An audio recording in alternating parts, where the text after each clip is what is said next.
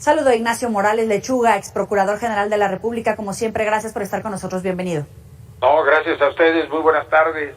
Ignacio, ¿la UIF puede congelar cuentas sin una orden de aprehensión previa?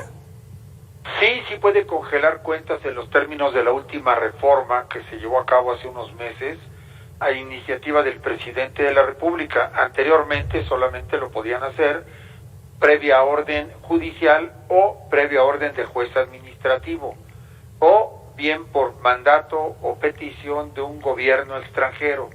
Sin embargo, hoy lo puede hacer directamente. En la modificación del reglamento y de la ley de instituciones de crédito se les da esa facultad.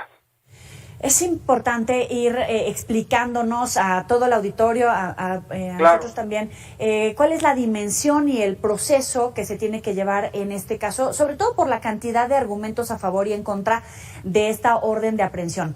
Ahora, tú dices que sí se pueden congelar las cuentas de él y de las otras personas, tanto físicas como jurídicas, y independientemente de que haya o no una orden de aprehensión. ¿La Fiscalía podría haber obtenido ya una orden de aprehensión en este momento, después de todo el debate en la Suprema Corte? Me sorprendería, digamos, que se obtuviera una orden de aprehensión contra el gobernador. Contra su familia es otra cosa porque no gozan de fuero.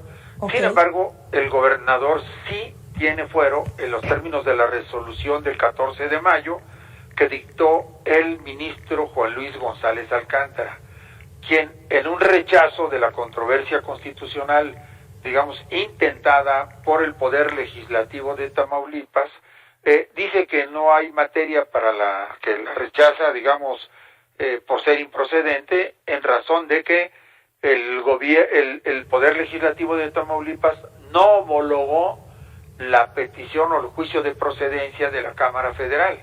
Y al no homologarla, pues entonces no se concretó o no se completó el procedimiento de desafuero del gobernador, de tal manera que, dice la misma resolución, la Fiscalía General de la República podrá llevar a cabo el enjuiciamiento del gobernador después de que éste abandone su cargo, por lo cual se sobreentiende que mientras esté en el ejercicio del cargo, disfruta del fuero. ¿El fuero es independientemente de la zona, del lugar donde esté, o únicamente, como dicen algunos legisladores que están en contra de Cabeza de Vaca, el fuero solamente es existente dentro de Tamaulipas? Yo creo que el fuero es existente dentro de la Constitución y no se limita a un territorio. El origen de ese fuero es la Constitución de Tamaulipas, reconocida por la Constitución General de la República. Si estamos hablando del Pacto Federal, digamos que Tamaulipas se reservó el proceso de desaforamiento de su gobernador en términos de su propia constitución local.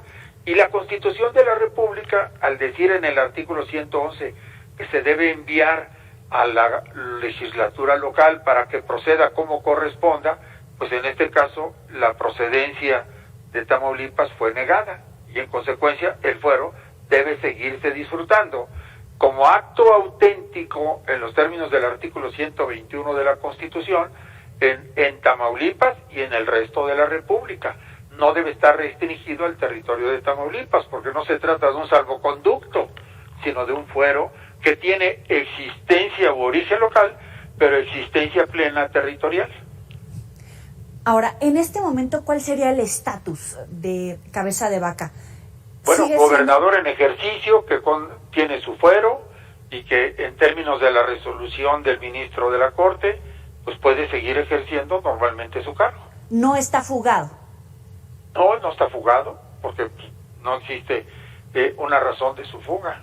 Okay. Y aunque se tuviera una orden de aprehensión en este momento dictada por un juez de control, a mi juicio sería inejecutable hasta que no termine su cargo. ¿Dónde queda el Pacto Federal en medio de esta situación?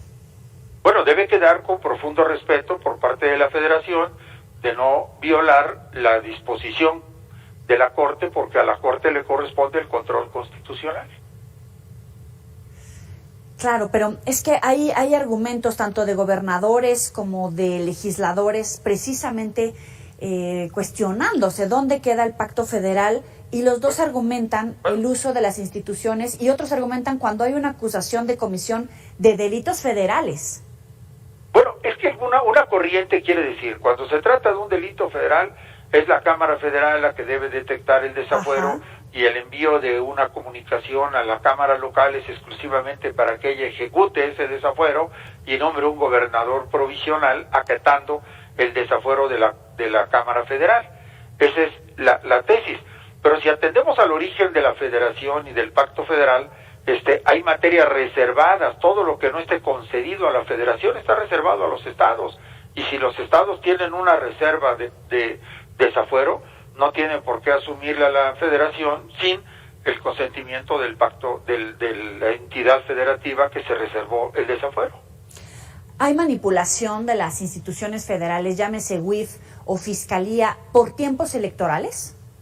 Bueno, pues yo creo que suena muy raro que estos tiempos electorales estén funcionando para una cantidad de litigios de carácter penal en contra especialmente de opositores, porque si uno observa al diputado Huerta, por ejemplo, acusado de violación de menores, pues no ha avanzado la acusación contra él, o si analiza las acusaciones de violación contra el ex candidato de Guerrero, pues tampoco lo ha tocado ni con el pétalo de una rosa. Entonces, sí se puede pensar, cuando menos, de que hay una justicia selectiva, que no es pareja, que no está actuándose en todos los casos con igualdad y con equidad.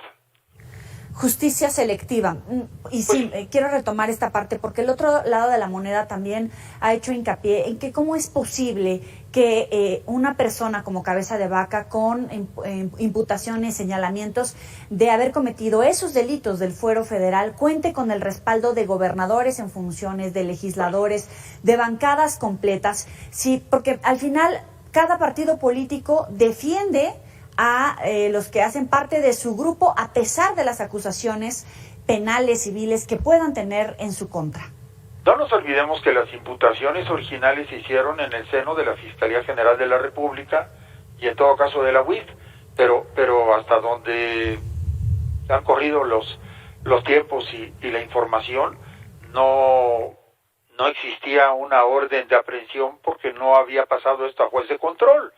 Entonces, se pide el desafuero del gobernador sin que el juez de control, en los términos del nuevo procedimiento, hubiese, por decir así, autorizado o homologado la carpeta de investigación formulada en contra del gobernador.